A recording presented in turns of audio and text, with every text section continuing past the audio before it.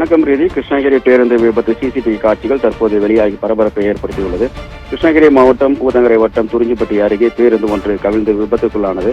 தருமபுரி மாவட்டம் பாப்பரப்பட்டியைச் சேர்ந்த 58 பயணிகள் மேல்மருவத்தூர் கோயிலுக்கு சென்று கொண்டிருந்த பொழுது தனியார் பேருந்தானது தீரன் சின்னமலை பள்ளி அருகே வளைவில் கட்டுப்பாட்டை இழந்து பள்ளத்தில் கவிழ்ந்து விபத்து ஏற்பட்டது. இதில் 47 பேர் படுகாயமடைந்தனர். காயமடைந்தவர்கள் உடனடியாக ஊத்தங்கரை மற்றும் கிருஷ்ணகிரி அரசு மருத்துவமனையில் அனுமதிக்கப்பட்டு சிகிச்சை பெற்று வருகின்றனர். இந்த விபத்து குறித்து ஊத்தங்கரை காவல்துறையினர் வழக்கு பதிவு செய்து விசாரணையை மேற்கொண்டு வருகின்றனர். பேருந்து ஓட்டுநரின் அசத்தல் மற்றும் வாகன குறைபாடு அல்லது வேறு ஏதேனும் காரணம் இருக்குமா என்ற விபத்து குறித்து விசாரணையை போலீசார் தொடர்ந்து நடத்தி வருகின்றனர். பேருந்து விபத்தில் சிக்கியவர்களுக்கு உடனடியாக மருத்துவ வசதி கிடைக்கவும் நடவடிக்கை எடுக்கப்பட்டது. இந்த விபத்தின் சிசிடிவி காட்சிகள் வெளியாகி பரபரப்பை ஏற்படுத்தியுள்ளது. கிருஷ்ணகிரி திண்டிவனம் தேசிய நெடுஞ்சாலையில் வீரியம்பட்டி கூட்ரோடு பகுதியில் ஓட்டுநர் கட்டுப்பாட்டை இழந்து 20 அடி பள்ளத்தில் பேருந்து கவிழ்ந்து விபத்துக்குள்ளான காட்சி சிசிடிவியில் தெளிவாக பதிவாகியுள்ளது.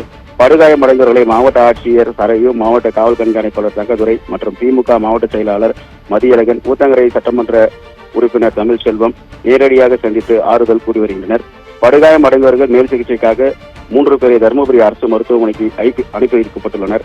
மேலும் இந்த பகுதியில் இதுவரை 7 விபத்துகள் அந்த வளைவான பகுதியில் விபத்து ஏற்பட்டதால் அந்த பகுதியில் தடுப்பு அமைக்க வேண்டும் என்று அப்பகுதி மக்கள் கோரிக்கை வைத்துள்ளனர்.